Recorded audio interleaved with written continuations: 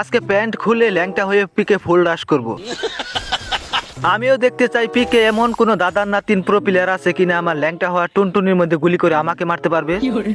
আমাকে মারতে পারলে তার জন্য রয়েছে বিশেষ পুরস্কার। আর আমি ভালো করে জানি পিকে আমাকে মারবে এরকম প্লেয়ার মনে হচ্ছে আছে।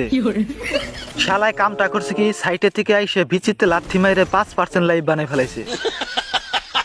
তাই ওরে আর কোনো সুযোগ না দিয়ে গান দিয়ে একদম বাংলা যাত্রা দেওয়ারে লবিতে পাঠাই দিলাম। আমাকে মারতে পারলে রয়েছে বিশেষ পুরস্কার। এই কথাটা এনিমি শুনে তার আলু দুইটা কেঁপে উঠেছে। এনিমি পাগল হয়ে গেছে পুরস্কার নেওয়ার জন্য।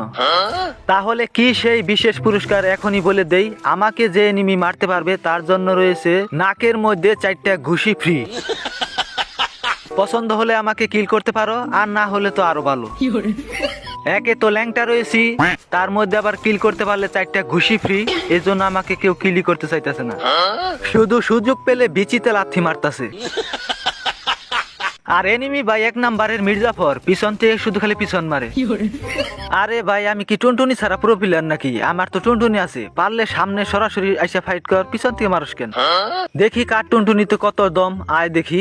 আরে বাতিজা আবার বাইকে জায়গাকে মাথার মধ্যে ককটা চর দিছি, আবার গুলালের ভিতরে চলে গেল। তো সমস্যা নাই, আমার কাছে যেহেতু গু রয়েছে, গুটা ঢেল দেই। কি রে ভাই, নিজের শরীরে এসে পড়লো গুটা। যতই কাহিনী করো বাতিজা, আমার সামনে তুমি টিকতেই পারবা না। আসো বাতিজা, তোমার মনে করলা যে চড়াই এই লবিতে পাঠাই দিব আমি। টুনটুনিটা একটু রিপেয়ার করে নেই, না হলে আবার কোনো এনিমি এসে চড় দিলে পারে আমি আবার লবিতে চলে যাব।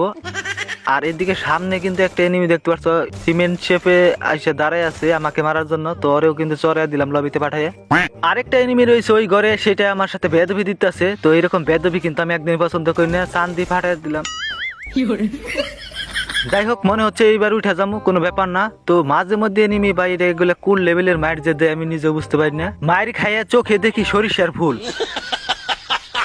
তাই এখন আর আমি করতে চাই না ভুল। এই শালাকে দেখি কোনোভাবে মারতে পারি কিনা। বাইরে এগুলো আবার কি দেখ কি মারতেছে বুঝতেছি না বিষয়টা। তো ওই যদি বের হয় ওরে মারতেই হবে। একবার আমি এখান থেকে চান্স পেয়ে বাঁচছি।